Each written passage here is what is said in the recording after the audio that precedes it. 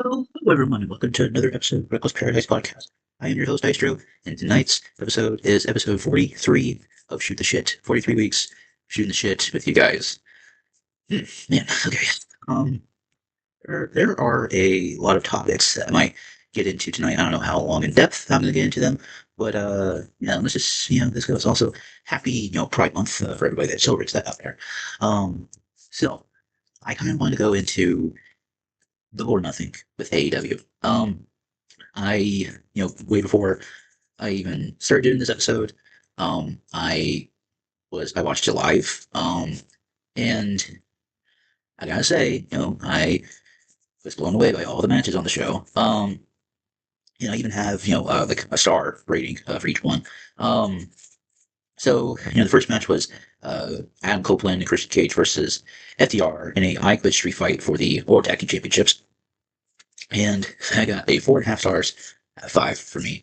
Um, this match was very, very bloody, very, very gory, I should say. But this match was a huge culmination of the immense storytelling between both teams. Kind of just saying to Copeland and Cage, you two old timers, you can't hang with us, and all that stuff. And I thought they were going to win the tag titles at Dynasty in their hometown of Vancouver, or well, just in Canada in general.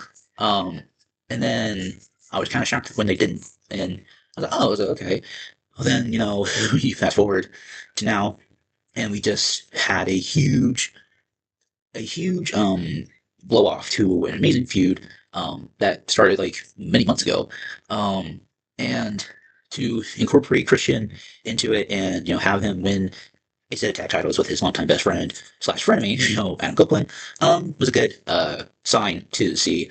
Um, I'm thinking, as of right now, I think their next challengers might be the dogs, which is Clark Connors, and David Finlay. That I really don't know how that would go, but I mean, it'll go somewhere, I guess. So the next match after that was Takeshita versus Okada, for the International Championship. This match was fun. I can't remember if I think they ran it in New Japan. I think maybe I can't remember off the top of my head right now, but I know like this match was lots of fun, lots of close counters with her kind, lots of near falls, lots of falsies on both guys. I thought Don Callis was going to be involved in the finish and all stuff, but he's also saying like like let them work out their issues and all stuff, and they're just throwing forearms, uppercuts, and also drop kicks and all stuff. In the end, Takeshita is your new international champion. And I mean that's a good call. It was a good call. Because Okada wasn't really defending the belt a little bit, which I mean that's it's like he held on to the international championship and the continental championship for that long. I mean it's only a matter of time before he loses both belts, and and then he just loses it. Um, but hint of defection from Takeshita here because he's not with the Don Callis family anymore after that match. Which I mean I kind of just wanted him to be his own guy, his own man, which I mean, he's always been good about that. I think he is like with the conglomeration. I think now, which I mean, like that's a good like group to be in because like you have people that can talk for you if you can't talk yourself. Which I mean, because he could probably cut a promo, but it's also good to have that mouthpiece for you that can cut the promo for you. Like I said, Mark Briscoe, for example. Um, I give that match 5 stars out of 5. I mean, it's Takeshita and Okada, and it's like that's the second match of the show. So we go on to the third match of the show, Athena versus Mina Shirakawa, in the quarterfinal, or well, I guess in the semifinal, no, quarterfinal, I'm sorry, quarterfinal of the Owen Hart Foundation tournament. Um, I mean, this match was good too. I thought maybe Mina could have gotten her win back over Athena, but then again, it's like you have the longest reigning and dominant ROH World Women's Champion going up against Mina Shirakawa, and she's got to have to put strong to lose to Mina. I mean, this match was fun too. Like I said, lots of near falls, lots of falsies. I did like how Athena had to like work and fight her way up to hit the O face. If you don't know what that is the eclipse in WWE terms. And I think it was like a good like telling of that story where it's like she's trying to fight up from her leg kind of being messed up, and then she finally hits it to put Mina Shirakawa away for the 3.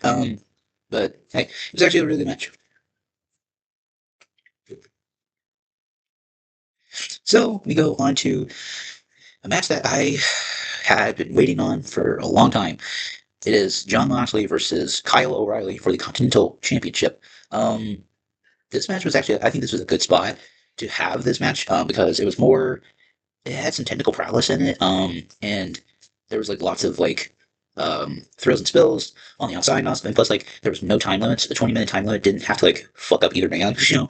Um, but like Kyle, to his credit, kept up with John Moxley, had two wins over him, and I mean, it kind of showed that O'Reilly can hang with John Moxley of all people, and I think it's like there's a good testament to Moxley because like he's slowly turning face. I mean he's already turned face because when Don Callis family was like messed things up for people, like it was like Death Riders was that one faction that was going to be the determining force on the face side because they didn't really much have more face factions than heel factions. I know on Collision they had a 10-person street fight in Cincinnati, and credit to Marina Shafir for taking a foot bump onto glass and just being a total freaking beast and just going, fuck you, man, and like just kicking the shit out of Trisdora. um, but this match was good too. I mean, all the matches on this card was very, very good. So now we go into the another match in the Owen Hart Foundation tournament: Will Ospreay versus Samoa Joe. So I kind of knew going into this Ospreay was going to win, and it's like this is kind of Joe's first match on pay-per-view back after coming back from doing Twisted Metal and all stuff. I thought maybe it would actually be kind of interesting that he would have beaten Will Ospreay here. It would have been actually really kind of interesting if he did. I think the Ospreay Death Rider story is going to be one of those stories that's going to be a good turning point for Will Ospreay because a lot of people have just been kind of like not talking bad about Ospreay, but it's like Ospreay he's the man that has done like a lot of 5-star matches. He can do a 5-star match with a broom and walk away like unscathed. Um, but doing the whole Death Riders with Will Ospreay thing, I think it's going to be a good turning point for his character because he can do the high flying, he can do the technical, he can do the power game, and like I think at Summer Blockbuster he had a little moment with his lady Alex Windsor, kind of just telling him like like why are you putting yourself through all this stuff and um, but this yeah that match was fun too. Osprey and Joe. I mean I hope they run it back sometime in the next few weeks. So then we go on to another semi-final, quarterfinal, I should say, on the men's side as well. We have Shane Swerve Strickland, yeah, versus Bandito. Um, this match was fun too. I thought for a split second, I thought Bandito was going to pull away the win. But Swerve, to his very crafty veteran ways, etches out a win over a very game Bandito. I know like the injury that Bandito had was going to be a side factor a little bit, and also no Prince Nana um, interference or anything either, which I'm actually kind of glad that he didn't do it. Um, I think it was actually kind of cool how many spots that they were able to come up with. Um, Plus, we didn't have any Adam Page on the show because he's away dealing with the injury. Um, but I think like oh what was it? It was the what was it? Oh it was the I think it was the 21 plus that he did. And it's like he lands on his shoulder, but then it's like he lets go of it, and then like I think Swerve like rolls through and like hits a house call or something, and then goes for the Swerve stomp. He hits it, and like it's a 2.9, and it's like Bandito's like just barely getting the shoulder up. It was like actually kind of insane how he did that. So I gave the Osprey Joe match 4.5 out of 5, and then I gave Swerve and Bandito 4 out of 5. So now we go on to the Women's World Championship match: Tekla versus Hikaru Shida versus Chris Statlander versus Jamie Hayter. This was a very, very good women's World Championship match. I mean, Tekla, God bless her, like she was like not very much the focal point of this match. The focal point was between Shida and Statlander, because I think it was leading to maybe a Shida heel turn or something, maybe. Um, but to Tekla's credit, she was keeping up and handling her own with three of the top women on the roster and former women's champions in their own right. And I know going into Forbidden Door, um, Tekla's like kind of waged war on Stardom, which I'm like, okay, and 'cause that's how she got her start. I mean, that's where she got her start. And the match that she's gonna have at Forbidden Door, it is against Starlight Kid, and I mean that match is gonna bang. I mean, for sure. Um, but man, like, what a opponent that you're gonna have at Forbidden Door, just trying to walk away unscathed out of Forbidden Door. um, but in the end, I think Tekla pinned Jamie. Yeah, Tekla pinned Hater. No, Tekla pinned either Hater or Chris. I can't remember. But like her whole toxic spider aura thing, it's so good. Like I love that for her. And I'm actually also kind of glad that she's in AEW doing her thing, and plus also being with Clark Connors, because like that's her man. Speaking of Clark Connors, we have Stadium Stampede, which is Team Jericho, which is Chris Jericho, Kenny Omega, Hurt Syndicate, which is Bobby Lashley and Shelton Benjamin. We had Matt Perry. We also had the Elite, which was Kenny Omega, Matt, and Nick Jackson. Facing off against the Don Callis which was Andrade El Idolo, Mark Davis, The Demand, which is Bischoff Khan, Tanaloa, Ricochet, and the Docs, Clark Connors, and David Finlay. This match was balls to the wall, like from start to finish. It was just like full blown just craziness. I mean, that's what you expect with Stadium Stampede. And I think it was actually kind of funny how they incorporated the backstage stuff. We had an appearance from Leo Rush of all people. I saw the Kick Demon, Johnny Kai in the background on one of the things. We had interaction with Tommy Invincible, with Mark Davis. Mark Davis almost got murdered with a bus.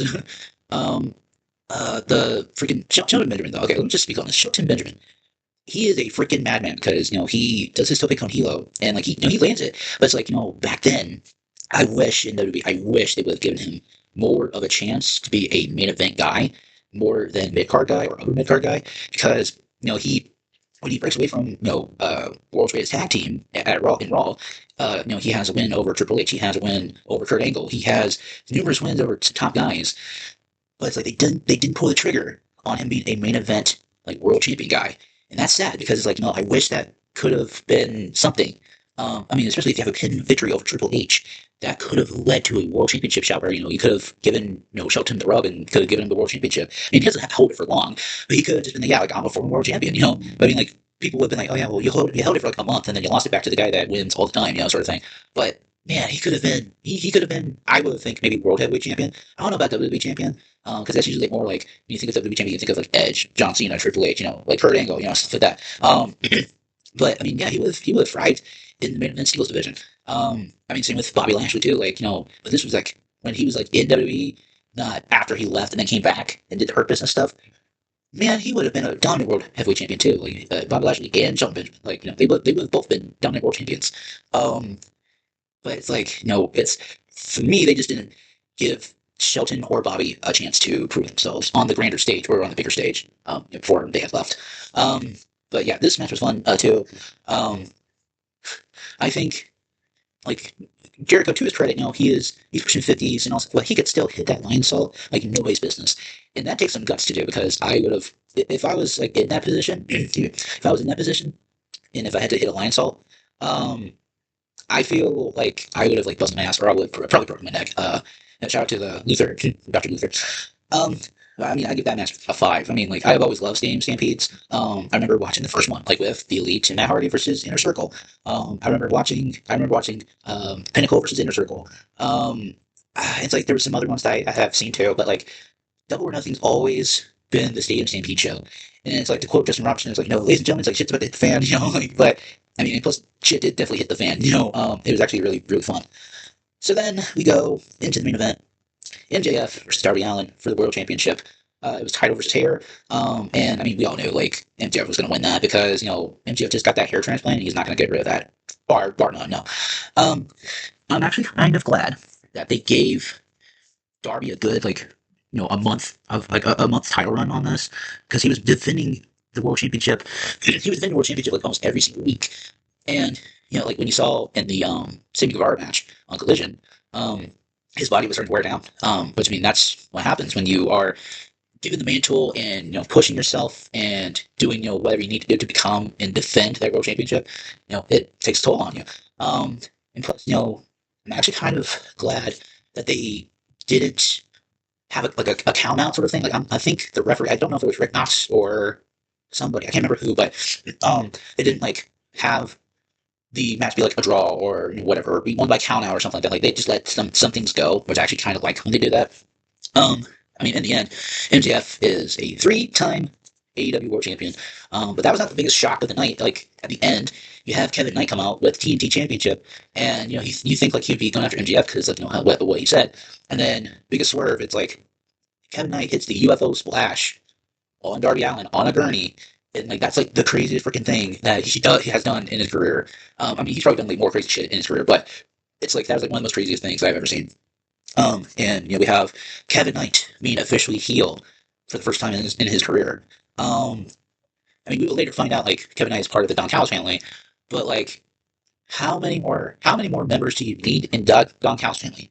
Because at the time of this, it's like he's got 16 people in his family, um, and like that's just crazy. Um, but I think that left wanting more for people, just being like like tune in next week to see like what will happen.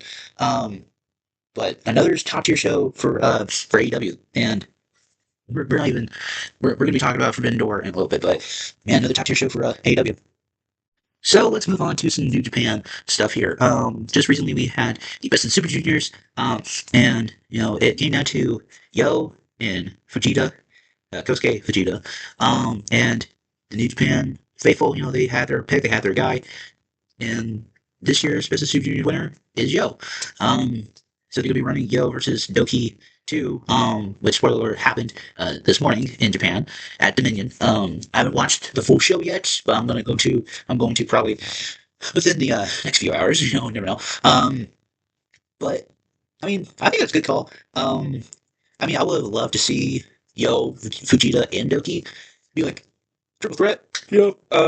But it is what it is. So, um, let's go into some GCW stuff here. There's a lot to kind of like unpack with GCW this time. Um, so we had Tournament Survival, and then we had Cage of Survival.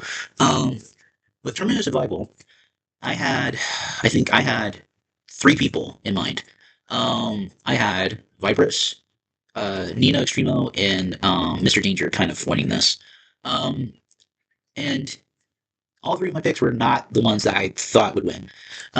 So we had the Deathmatch Hall of Famer Takeda winning the whole thing.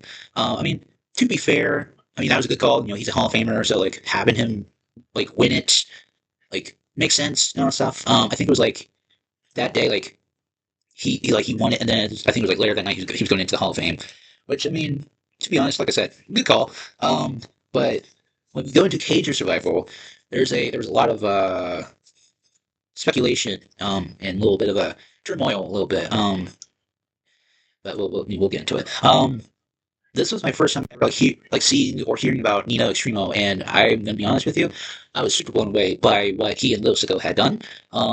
In their match, they did the Logan Paul Ricochet Royal Rumble spot, which through a Planet Glass too, by the way. Which I mean, that was a sick sequence to do, and I mean, it fucked both of them up, but man, that was such a sick spot. Um, I mean, credit where credit is due. Nino Extremo and Little Sicko, like they are both like crazy and fucking out of their minds, dude. Um, but going into Cage of Survival, there was lots of speculation about the whole Tremont with his Ultraviolet Championship stuff, because of what Tremont's wife had said.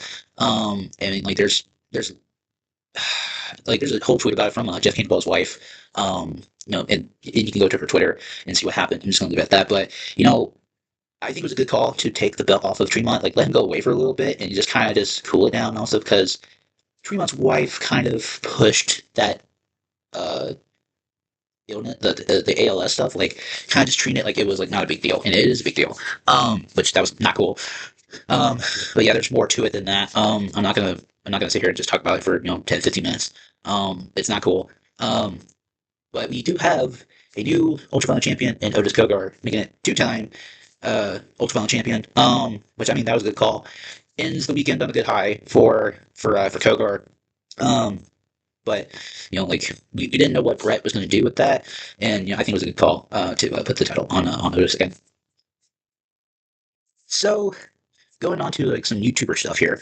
Um, friend of mine and I was talking to about CHW. I think it's Carnage and Hardcore Wrestling, the Backyard Fed. And I was telling him that I was watching some of the older seasons and all stuff.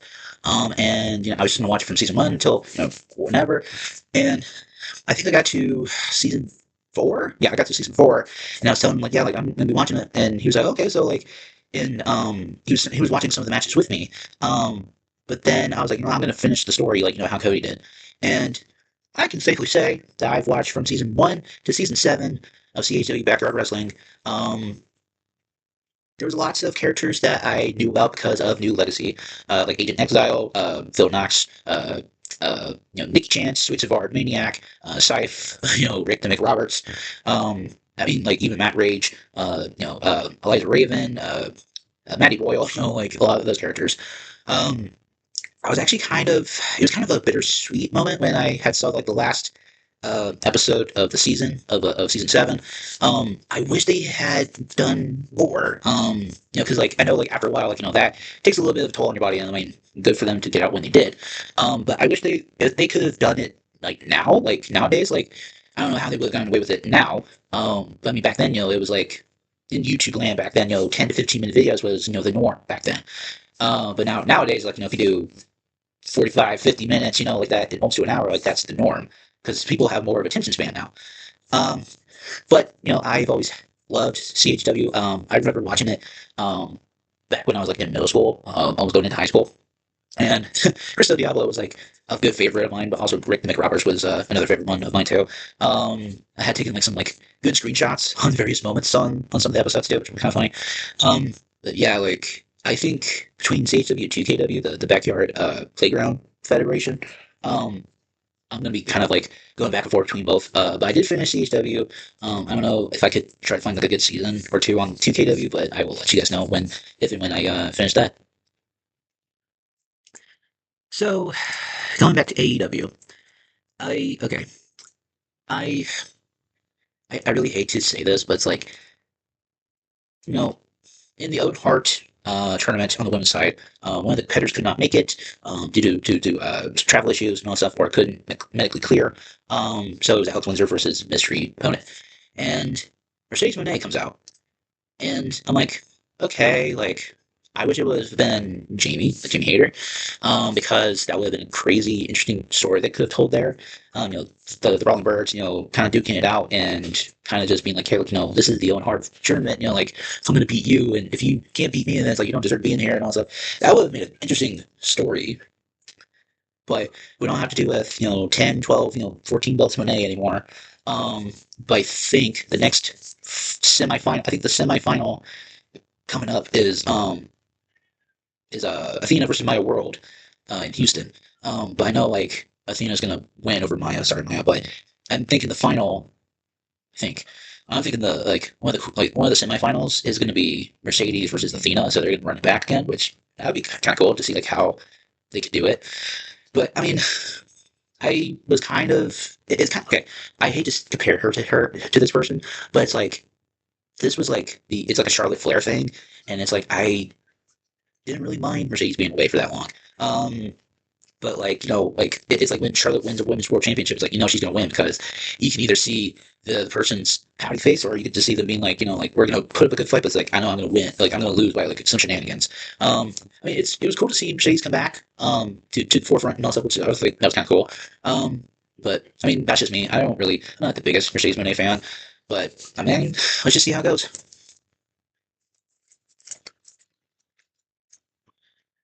So in my personal everyday life, I usually work like 4 to 5 days a week. Sometimes depends on what I'm willing to do. And this past week, um, I guess I should say the start of the month. I should say, um, I worked 6 days in a row. And I mean, it was worth it. It was worth it in forefront, worth it in the long run. But man, it's like it kicked my ass a little bit because like I'm not used to working 6 days a week. I'm usually, like I said, usually working like 4 to 5 days a week. Um, but it helps me out, helps my company out. I mean, I probably would like do it again, but maybe towards like the end of the month. I think that's what I'm gonna probably do this time around. Just do beginning of the month and then maybe the end of the month do 6 days. So that way like in between, I can do either 4 or 5 or just do 4 in general. But yeah, that kicks my ass and it's like it helps me out my paycheck. So let's talk about some gaming stuff here. Yes, let's talk about games. Okay. First off, there's going to be some good kick-ass games coming out next year. I want to keep saying this year, but there is some good games coming out this year. The new Gears of War that's supposed to come out this year, that looks good. Halo Campaign Evolved, that looks good. That's going to be day one release on Xbox, baby. But some of the titles that I was actually looking forward to was during the Summer Games Fest live stream that they did at, I think, I don't know if it was E3 or it was just like just in general. So one of the titles was The Wolf Among Us 2, and it is a Telltale Games game. And I actually like the Telltale series. Like I grew up playing the Batman Telltale series. I remember playing like the demo for Wolf Among Us, and I actually liked it. I actually liked playing it. It was actually kind of fun. Um, I think like if they had made that game into a movie, I think it would actually do kind of well. I guess. It's like that thing of like who would you put in that position of like playing Bixby Wolf, playing the Beast, Belle, like whatever, all the fables and fairy tales and all that stuff. Um, I could see Hugh Jackman playing Wolf, because he played Wolverine and like he was pretty good in that character. Um, I don't know who else would play in some of those roles. I mean, if they did make a movie about it, I mean, I would go see it. I would go see it in a heartbeat. That's gonna be a good game that's coming out this. I keep wanting to say this year. It's next year. They did a teaser for The Last Rowan, which is the Teenage Mutant Ninja Turtles comic book come to life in a video game, and it's from Platinum Games who did Near or Nier Automata, and then Bayonetta and all that stuff, which is like those are good games. I'm actually kind of intrigued to see how it plays out with that one because if it's gonna be like the comic book, I think that's a good solid game of the year recommendation right there.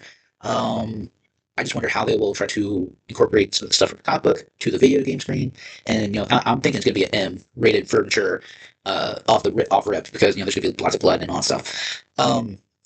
There is a video game that's coming out at the beginning of next year, Stranger Than Heaven. It feels like to me that the video game style it's very reminiscent of the Yakuza franchise. I don't know if it's the exact same developer of the Yakuza franchise, but that's what it looks like. um, but the cast in the video game looks good. But the teaser at the end with Tupac, like that's gotta be something, maybe DLC or something, or maybe pre-order bonus or something. I really don't know. But it looks like a good game. Um, and just kind of just be like maybe it is a Yakuza game. Maybe it's like a spin-off or something. I really don't know, but I'm gonna try to play it. I'm gonna try to play it when it comes out. If it comes out, day one. Um, we had a trailer for Saw, but it's not a movie. It's not the movie. It's a video game. Saw video game. Which I mean, truth be told, there's been some really good horror games coming out within like the last 10 years. I mean, probably some more than others, but like that's here nor there.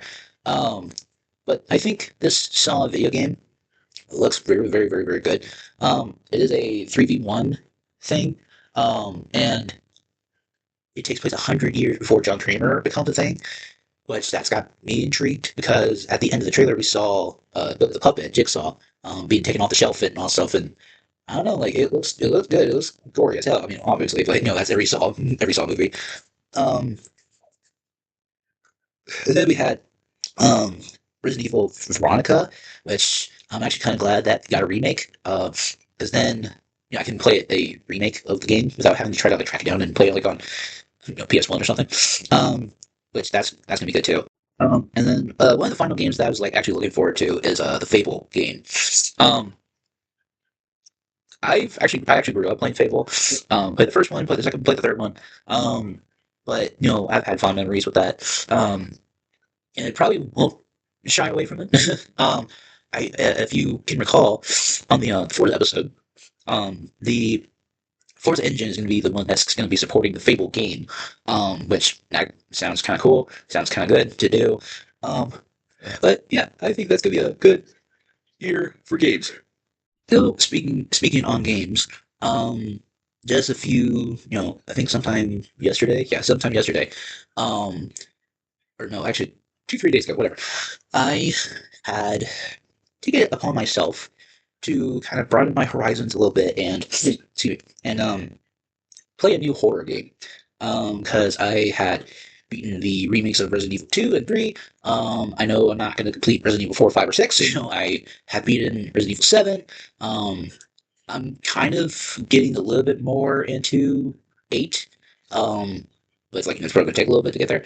But I had saw on Game Pass the remake of Dead Space, more modernized graphics and all that stuff, and I took it upon myself to play it. And I played it on one of the modes that I think would be good for me. I mean, the story itself, it can be a little frustrating a little bit. I don't lie, but I think the overall story is actually a really good one. And it made me want to play the second and third one, which I have installed on my Xbox right now. Um, so hopefully, maybe next shoot the shit, the next shoot the shit, I'll give an update on Dead Space 2 and 3. But talking about Dead Space 1, I know there was a lot of achievements that I did not get. There was two side missions that I didn't complete when I was about to finish the game. But on the version that I have, it has New Game Plus, where it's like when you start the game all over again, it's like you get this many credits, all the stuff that you had beforehand, and kind of just go into the the next game, kind of just being like, okay, this is what I have and all that stuff. Which I'm gonna probably do within the next few months. Replay it over again and just kind of get my wits about it. And finish the side missions that I did get a chance to do. Um, which was like two of them. But I mean, hey, like I completely finished some of the side missions, which is good. But the ending, I thought was a secret ending. Which probably I don't think it was. The ending that I had was Isaac on the ship and like talking to himself, being like, it's gonna be all okay. And then it's like it shows Nicole and like kind of being like, yeah, it's all gonna be okay. And then she attacks him and the screen just goes into the Dead Space logo. Um, I really don't know if that's the definitive ending or that's the secret ending. I really don't know. Let me know in the comments down below if that was the ending that was supposed to be the true ending. But it got me thinking. With like horror movies nowadays, we have had some very, very good horror filmmakers come out and make some very, very good horror movies. I wish they would have made a Dead Space movie. I don't know how it would have done in today's day and age. But if it had made a Dead Space movie like back then, I mean they did make a movie of it, but it was more of an animated movie. I wish they would have made a Dead Space like live action movie. I think it would have done pretty good. I don't know who you would have gotten to cast to be Isaac Clarke in that role. I mean that would have had to do like a lot of searching for that person, but if you can just get like, because like most of the movie he's not verbal, so it's like you gotta like figure out like okay, like you gotta get like a guy that could withstand being in that suit, getting sweaty and getting all dirty and all that stuff, for majority of the film. But I think like it could be done. It could be done with everything that we can have nowadays in horror films. Um, I don't know who would have directed it either, um, but I would have loved to see it. I don't know about you guys, but I would have loved to see Dead Space horror film. Um, I know Dead Space 2 and 3, that's gonna be a good challenge for me. Um, I think I read in uh the reviews on both the games saying, like I think they said, "Oh, I wish we had a Dead Space 2 and 3 remake." I was like, "Yeah, that would be actually kind of cool." Because they got the first one if you remade it. It's like, why can't you just do the second and third one? But I guess they just did it that way just to not be like, hey, like let's just not do that. um, but I think it was actually a good game to get me more into horror games. Because we, like I said, we have Saw coming out next year. We have some good more horror games coming out next year. I really, I think this is gonna be a good. I think this is gonna be a good year and good next year for video games. And stuff. So, man, this is gonna be fun. So I will leave y'all with that. Thank you so much for listening and for watching. If you like what we do, subscribe to us on YouTube. We do really appreciate it. If you want to follow us on all social media links in the description below, which will take you to a link tree page, which will take you to our Instagram pages, Twitter pages, the podcast Reddit pages on there, and gaming YouTube channels on there.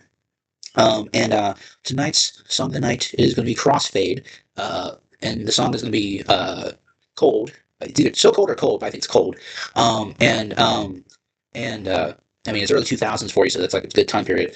And there's a music video for it too. And yeah, that is it. And that is the end of episode 43 of the Shoot the Shit. And I will see you guys this Thursday. Peace.